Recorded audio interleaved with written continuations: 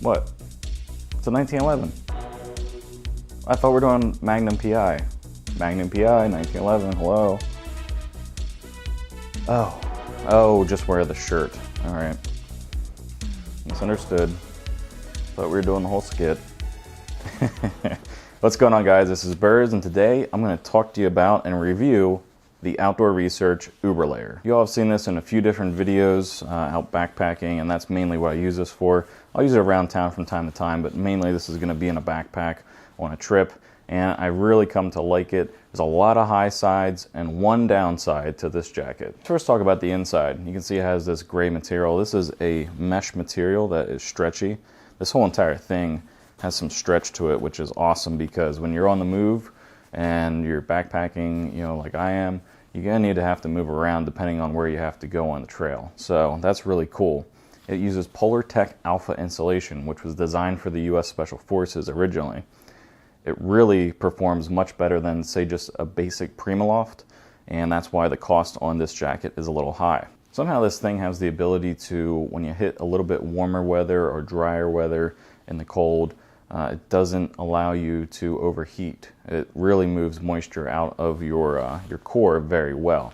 When you hit really cold temperatures, though, it maintains heat inside really well. I'm not sure exactly how that works, but it works really well. And that's probably why the US Special Forces wanted it originally. So like I said, Polartec Alpha insulation. The other upside is it is relatively lightweight, and it does pack up relatively small. Put it in your pack, you're not really going to notice that it's in there. You know, it's not a ton of bulk given what it is. It's a mid layer, so you can use this over top of a base layer, and you can use this in the rain. I'd say a light rain. You don't want to use this in a torrential downpour, obviously, but it does have some shedding ability of just a small amount of rain or precipitation that might be coming down. Let me get it on here. We'll talk about some other jackets I have. Just take a look here at a direct competitor I have, and I've used once or twice on the trail. This is an LL Bean packable Primaloft. This is $100 cheaper, and you can tell that when you use it because it doesn't move moisture as well.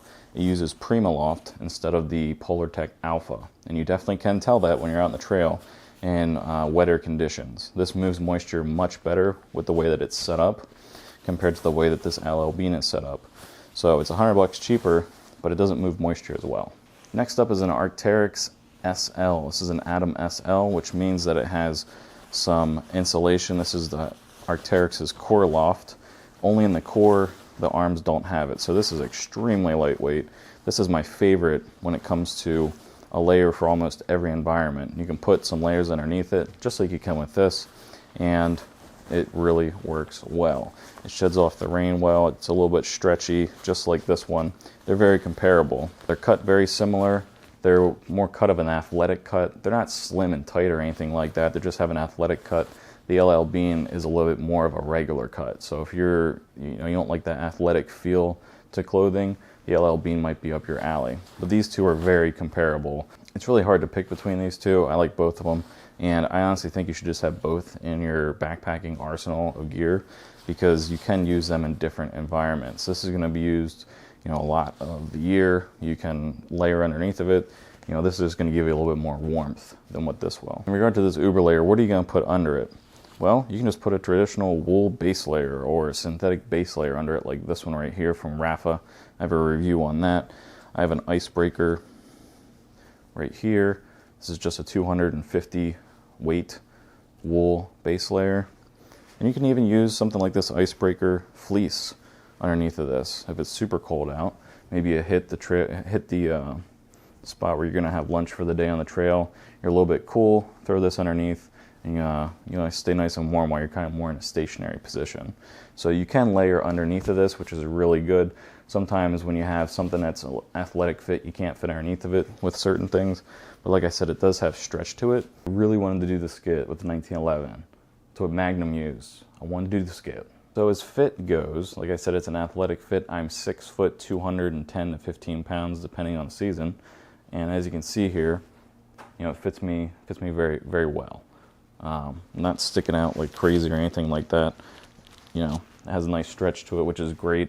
And it actually is really resistant to going out into the trail and backpacking. I remember the one time I was going through some thorny areas. I figured this was going to get all poked with holes and all kinds of stuff.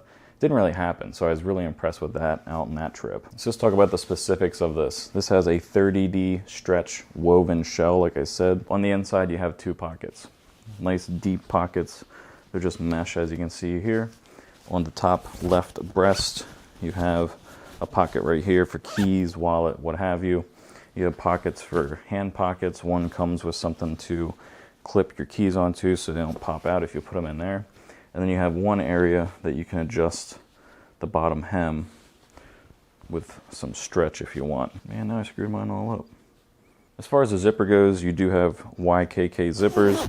Very easy. They're actually pretty robust as far as the size goes. They're not small. I have never gotten them caught on anything. You have a nice little draft collar right here all the way down.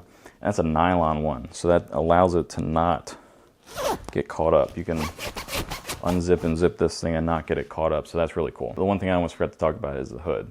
And the hood's really cool. It really is form-fitting, and it does fit over top of helmets. So if you're skiing, if you're mountaineering, this is awesome for that because it will fit over that. But just a normal, non-hooded person, like a backpacker like myself, this works really well.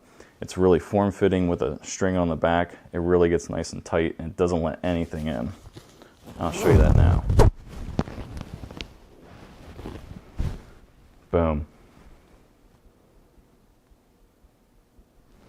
You still watching?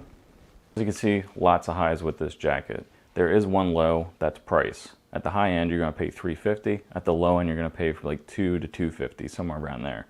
So if it's on sale, I think it's definitely something you should pick up, put inside your arsenal of gear for backpacking or whatever this fits into for you.